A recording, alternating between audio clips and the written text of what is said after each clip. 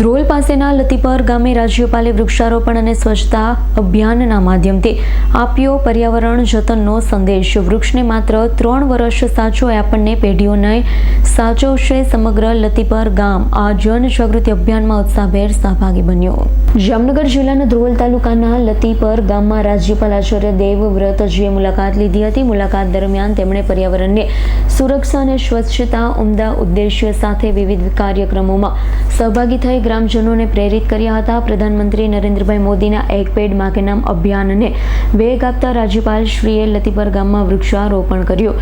આ પ્રસંગે તેમણે ભાવુક અનુરોધ કરતા જણાવ્યું હતું કે માતાના નામે રોપાયેલું એક પણ વૃક્ષ મરવું ન જોઈએ। વૃક્ષને ઉછેરવું તે પુણ્યનું કામ છે, પરંતુ તેને રોપ્યા બાદ સંભાળના અભાવે સુકાવા દેવું એ ભ્રૂણ હત્યા સમાન પાપ છે। તેમણે માત્ર વૃક્ષારોપણ જ નહીં પરંતુ તેના ઉછેર માટે નિયમિત સાર સંભાળ કરવા પણ વિશેષ ભાર મૂક્યો છે।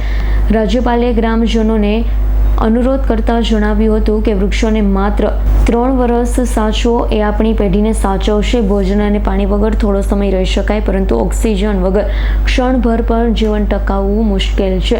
આ સાથે જ તેમણે સૌને પ્રકૃતિના રક્ષક બની વૃક્ષ જેવા ગુણ કેળવવા આહવાન કર્યું છે। પર્યાવરણની સાથે જન સ્વાસ્થ્યનો સંદેશ આપતા રાજ્યપાલે સ્વચ્છતા હી સેવા મંત્રને સાર્થક કર્યો છે।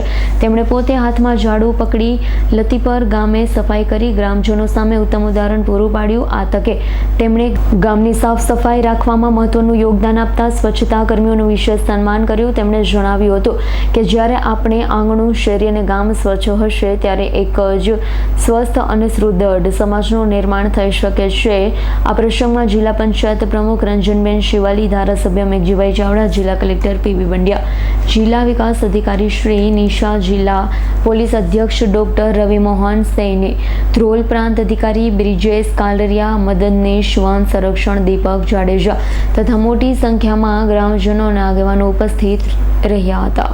હર્ષલ ખંદેડિયાનો રિપોર્ટ, S9 ન્યૂઝ, જામનગર।